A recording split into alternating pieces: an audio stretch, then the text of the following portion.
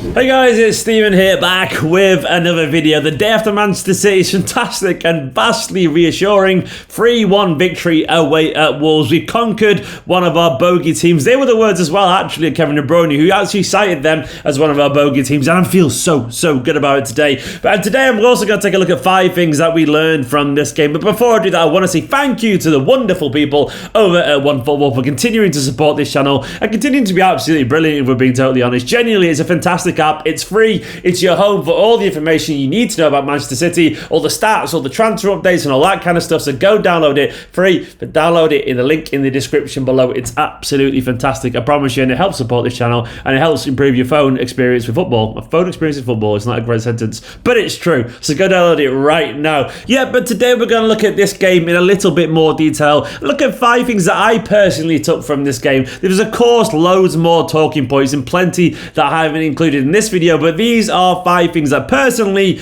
I wanted to include because I feel they're absolutely hugely important to Manchester City's assessment of last night's game. I'm going to start initially with Nathan Ake is ace.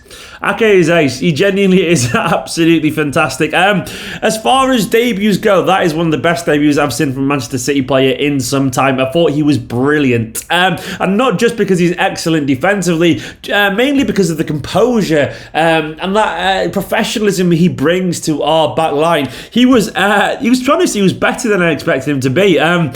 I know City did concede some chances and all that kind of stuff, but I think that was largely down to a tiring midfield, maybe a little bit of sloppiness from Mendy, and Stones was caught out a little bit too. And Ake wasn't always a 1000% perfect, but last night, it wasn't just the fact that he was so aggressive in his duels, and he kept going for the ball constantly. He was winning loads in the air as well, which is great for someone who's a little bit shorter than most centre-backs. He was very good in the air, very aggressive aerially, and also he was reading the game so well. The amount of times he stepped in and kind of like harried his defender to a desired kind of ineffective position was so useful. We're so used to seeing someone like Otamendi dive in and be reckless and rash. And there was a moment in particular where Ake just basically like shuffled his attacker away from goal and let it calm the game down and let basically defenders get back into position, which was just delightful to see. It calmed, it took the sting out of an attack when we needed him to do that. Last night, I really liked his just general composure and his authority. There's something about Ake when you watch him play that's just very likable. He just seems to ooze professionalism, and I really felt last night it really helped John Stones as well. Stones usually plays alongside someone like Otamendi, who's essentially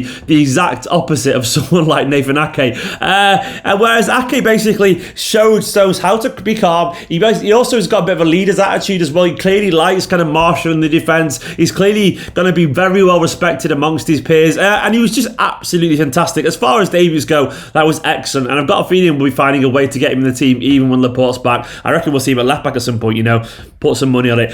Next up was the double pivot for me, which I thought was absolutely essential to how Manchester City worked last night. We've got so used to seeing the double pivot with Rodri and Gundogan, and last night it was with Fernandinho instead, and it was so lovely to see that. And it definitely 1000% worked. What that base of Fernandinho and Rodri allowed us to do was press from the front, fully well knowing with those 4 up front, with De Bruyne, Foden, Sterling and Gabriel Jesus, they knew that there was a rock solid defence behind them with 2 very professional, very hard working midfielders available to sweep up at any point, and they did that. They did that massively. Rodri was so clever with the ball in the first half in particular. He absolutely bullied Wolves' midfield, and Fernandinho drawing that scrappy bit in the second half was our most important player in my personal opinion. I thought he was absolutely excellent at breaking up play in the way that only Fernandinho can. He was genuinely everywhere on that pitch, and he rolled back the years basically. I was so worried that we'd only ever see Fernandinho as a centre-back again, given the fact that he's not really that great there, and he's clearly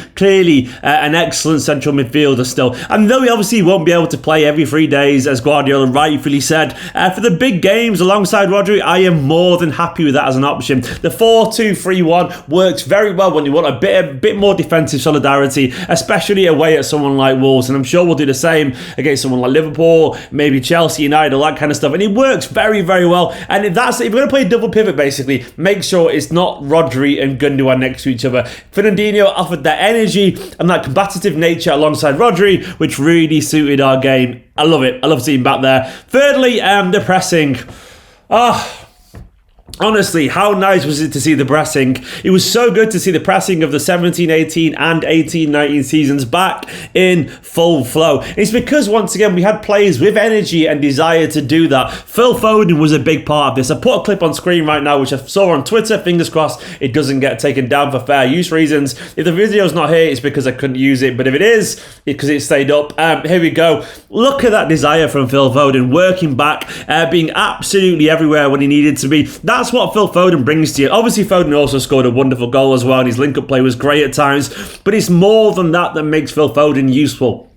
It's that incredible desire, that incredible satiable appetite to be really useful. He noticed that Kyle Walker basically ended up on his arse for various reasons, and then he legged it back and covered the danger brilliantly. And it wasn't just him doing that. We saw Fernandinho crunching into tackles. We saw Kevin De Bruyne nipping the ball, but Gabriel Jesus being Gabriel Jesus, constantly winning the ball as he always does. We saw Sterling press lows as well. I want to make sure that this season, now that David Silva's gone, I think it's probably fair to say that David Silva's inclusion, which made a lot of sense because he's David Silva, also at the same time came at the cost of our press. And now he's gone. I want to see City focus on our forward players, the ones with energy basically. I want to see only players who are going to press and work as hard as all that four did last night, because it's essential to Manchester City's style. They couldn't get a kick of the ball at times, Wolves, especially in that first half. It did drop off for 20 minutes in the second half, I can't deny that, but that was clearly down to tiredness. But in that first half, it was absolutely excellent, and it was just so reassuring to see the City of old back with that pressing. Please, Pep, I beg you, keep it up.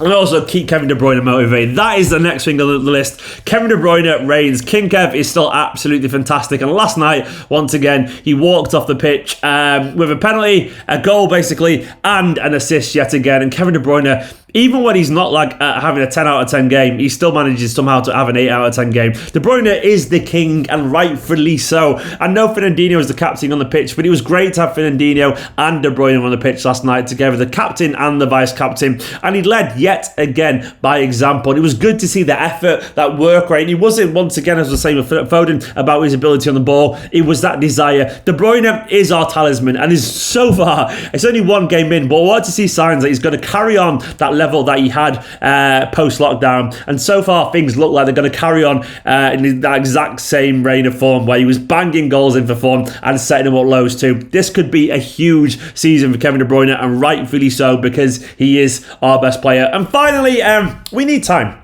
We need time. I've got a feeling it's going to be an interesting month or two, because the players aren't yet fully fit. We've got loads of players out, 7 players out. You know, we had, let me go through it. No Laporte last night, no Zinchenko, no Cancelo, no Gundogan, no Aguero. Who else are the other ones out? Guardiola said 7, and I can't even think who they all are at the moment. No Bernardo, and there's one more that I missed, I'm sure you'll point out. Who was it?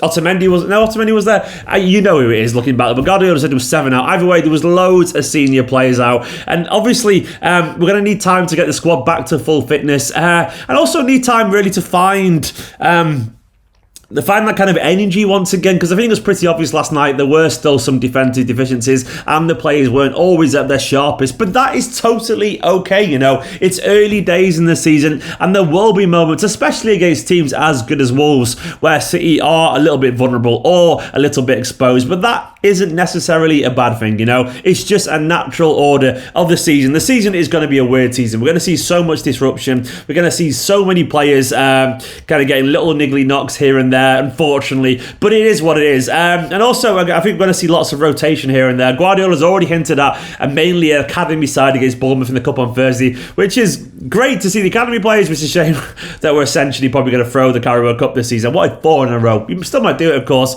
but Guardiola's probably not wrong to say that. This is going to be a very weird, very interesting season, and we've got to be patient, basically. But last night, we got the hunger, we got the desire, and I was delighted. Guys, they are the 5 things that I personally took from this game. There's loads more you could talk about. Kyle Walker being a beast as ever was absolutely fantastic.